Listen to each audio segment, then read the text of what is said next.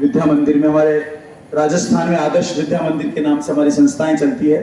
और मेरा बचपन शुरुआत से ही संघ की पृष्ठभूमि में गुजरा है और वर्तमान में मैं फिल्म इंडस्ट्री में हूँ, मुंबई में रहता हूँ, जयपुर से मैं वास्ता रखता हूँ। और ये हमारी जो मुहिम अशोक जी हिंदुस्तानी लेकर आए हैं, ये हमारी मुहिम नहीं है, ये हम सबकी मुहिम है। जैसे इन्होंने बताया कि 2-3 आपको छोटे छोटे काम करने हैं। बड़े उद्देश्यों की प्राप्ति के लिए बड़े काम नहीं करने पड़ते। आप सहमत हैं मेरी बात से? बड़े उद्देश्य की प्राप्ति के लिए बड़े काम कभी नहीं करने पड़ते, छोटे छोटे काम करते हुए हम बड़े उद्देश्य प्राप्त करते हैं। ये हमेशा ध्यान रखिएगा। और आप सभी लोग सौभाग्यशाली हैं कि इस विद्या मंदिर के हिस्से हैं। वर्तमान परिदृश्य में जो विश्व पटल पर जो स्थितियां पैदा हो रही है, उससे आप सब लोग वाकिफ हैं। आप इंटरनेट पे देख रहे हैं, टीवी पर देख रहे हैं, मैगजीन्स में देख रहे हैं, पेपर में देख रहे हैं कि विश्व स्तर पर आज पूरा ब्रह्मांड विचलित हो रहा है।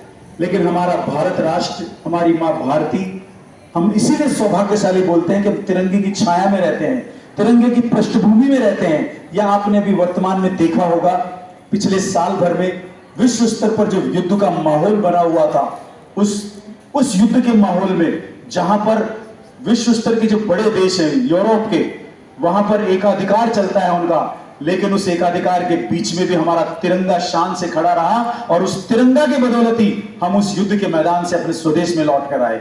तो इसलिए तो हमें फक्र होना चाहिए, हमें बिल्कुल गर्व होना चाहिए कि हम तिरंगे के बेटे हैं, तिरंगे की आन बान शान है। तो आपसे सभी से यही रिक्वेस्ट है, जैसा अशोक जी ने बताया, 22 जुलाई को हमारा तिरंगे का अंगीकार दिवस है। जब उस दिन तिरंगे में अशोक चक्र को स्थान मिला और वो विधिवत रूप से मान्यता प्राप्त हुआ, उस दिन से तिरंगा पृष्ठभूमि पर आया।